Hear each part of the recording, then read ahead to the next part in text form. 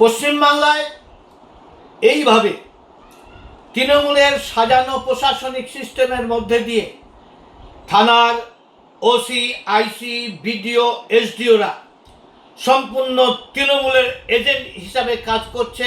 আজকের এই ভোট কর্মীর ট্রেনিংয়ে রক্তাক্ত হওয়ার ঘটনা আবারও প্রমাণ করল। নদিয়া জেলার দেবনাথ স্কুলে যে ট্রেনিং চলছিল, সেখানে হাঁসখালির বিডিও তার নেতৃত্বে ট্রেনিংয়ের প্রথমেই মমতা ব্যানার্জির সপক্ষে তার ছবি দিয়ে দীঘার জগন্নাথ মন্দিরের বিজ্ঞাপন শুরু দিয়ে ট্রেনিং শুরু হয়।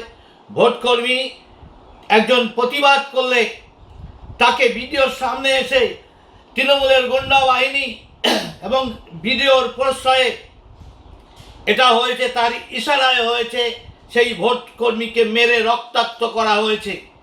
এরপরও নির্বাচন কমিশন যদি মনে করে সুস্থ অবস্থা দিয়ে এই সরকারকে গতিতে রেখে নির্বাচন করা কখনই সম্ভব না। অতীতে ওই হাঁসখালির ভিডিওই আমার লোকসভা নির্বাচনের সময় ইভিএম গায়েব করা বা টেম্পারিং করার ষড়যন্ত্র করেছিল এবং পরবর্তীকালে সে এমন মেজাজ, তিনি লাট সাহেবের মতো আচরণ করছিলেন, আমার সামনে সিগারেট ফুঁকছিলেন, এক ধমক মেরেছিলাম।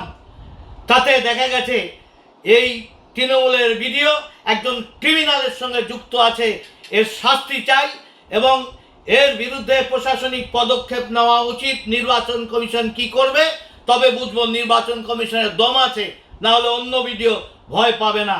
তাই আমরা মনে করি এই ভিডিওকে অবিলম্বে সাসপেন্ড করে অ্যারেস্ট করা উচিত।